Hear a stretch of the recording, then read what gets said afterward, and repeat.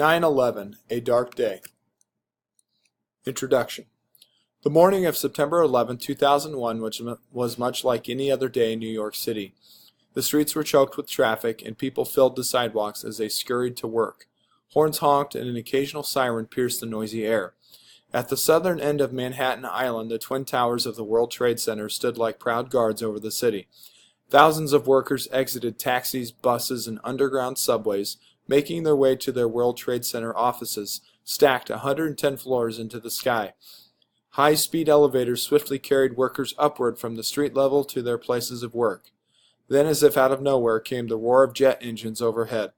The skyscraper-walled canyons of the city were used to loud and unusual sounds, but never one like this.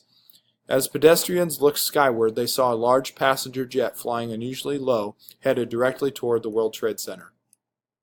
America under attack. Curiosity soon changed to astonished horror and disbelief as American Airlines Flight 11, carrying 87 passengers and crew members, shot like an arrow into upper floors of the North Tower. 17 minutes later, a second jet carrying 60 passengers and crew members, United Airlines Flight 175, crashed into the South Tower.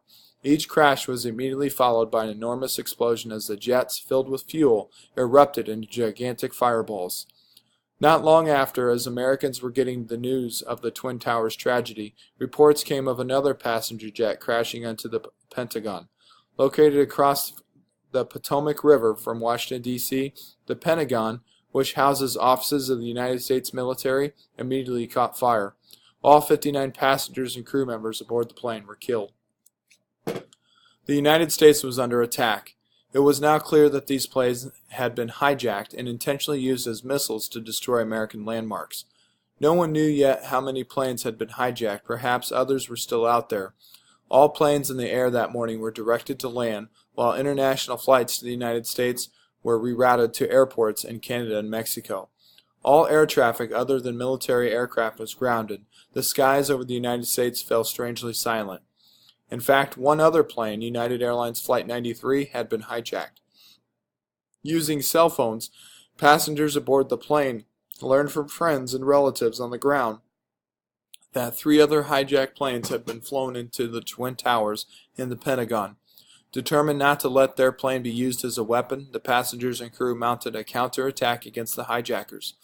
In response, the hijackers rolled the plane over.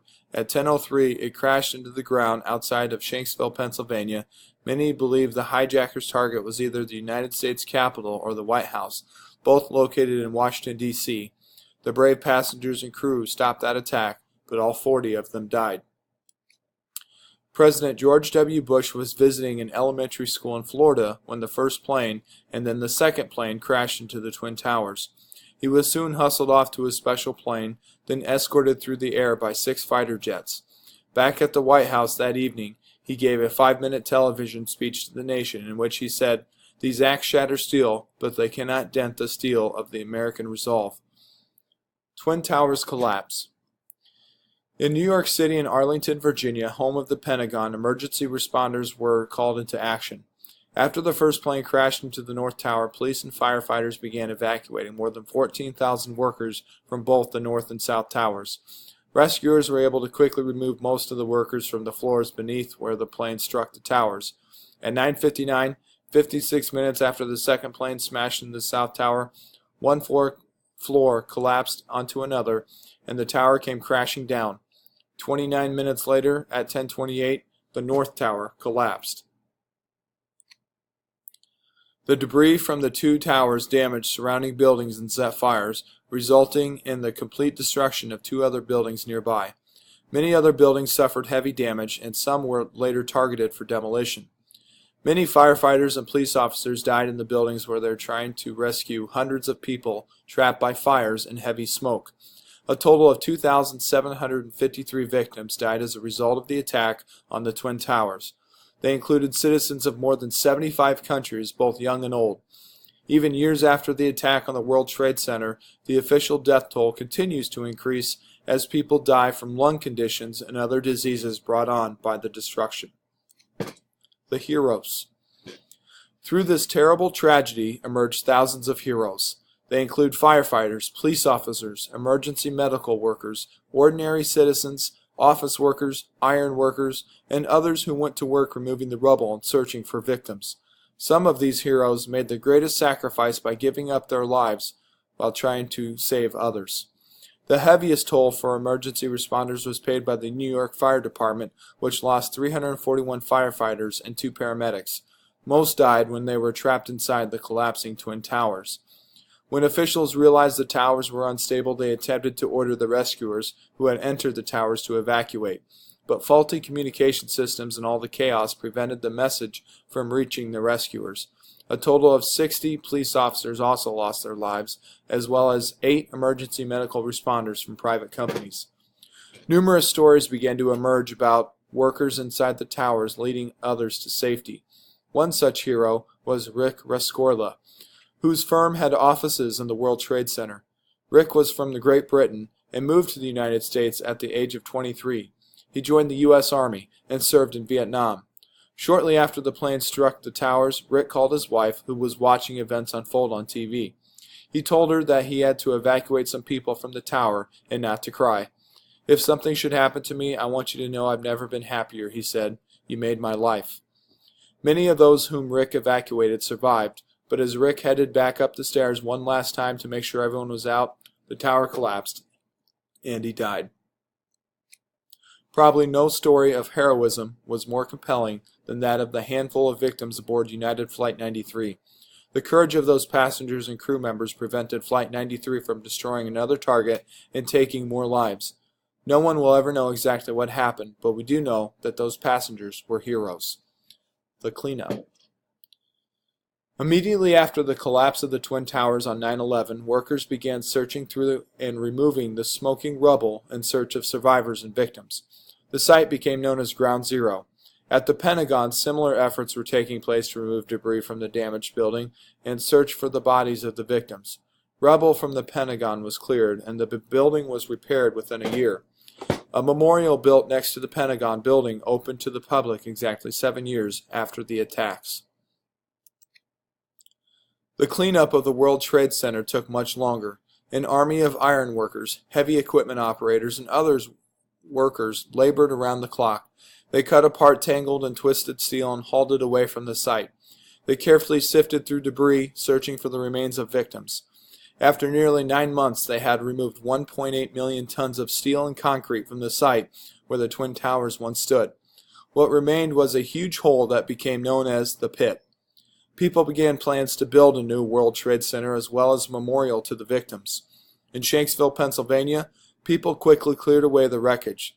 They erected a temporary memorial just 500 yards from the crash site. They made plans to build a permanent memorial with a sculptured circle of trees surrounding the spot where the plane crashed.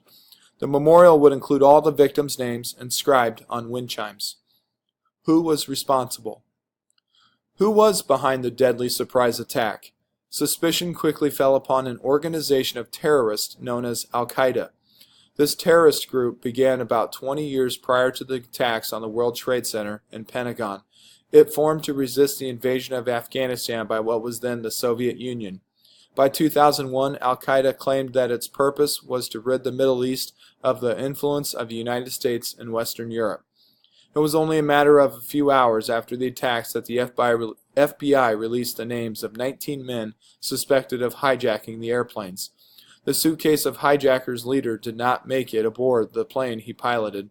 His suitcase was later found to contain the names of all 19 hijackers, along with other important evidence. Before the end of the day, investigators also discovered evidence that pointed to Al-Qaeda leader Osama bin Laden as the mastermind of the attacks. A swift response. Immediately following the September 11th attacks, the U.S. military began preparing plans to seek out and punish those responsible. Less than a month after September 11th, the United States and its allies began bombing suspected Al-Qaeda camps in Afghanistan.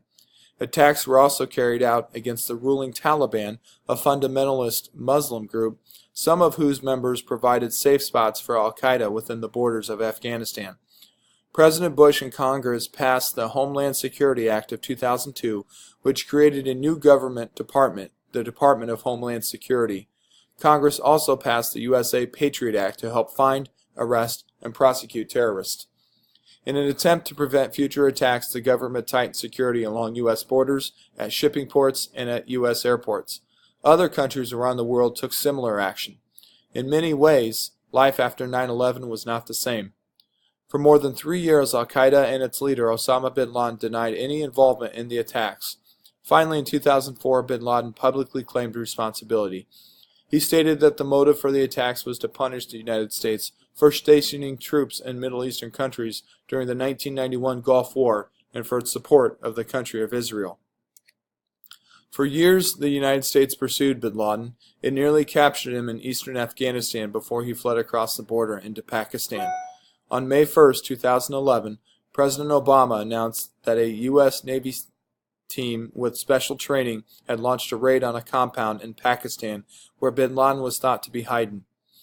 They swiftly entered the compound, found bin Laden, and shot him. His body was transported to a Navy ship and buried at sea. Today, the United States and several allies continue to carry out a war against terrorism. U.S. troops remain in Afghanistan and on alert in other areas of the world. A new trade center. Soon after the destruction of the Twin Towers, people launched plans to build a new structure on the site. In 2006, much after debate, construction of a new tower, One World Trade Center, began. The tower will be one of the tallest buildings in the world. It is scheduled for completion in 2013.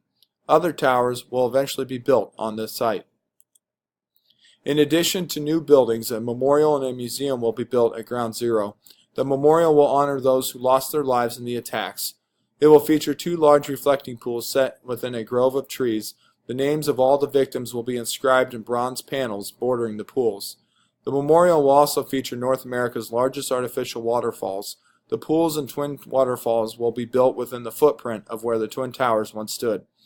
The museum will tell the story of 9/11 and the events leading up to the tragic day. It will have a photo and a little information about each victim. The museum's purpose is to educate the millions of people who are expected to visit the site each year. The hope is that what they learn will help build a better future for all people and prevent a tragedy like 9/11 from ever happening again.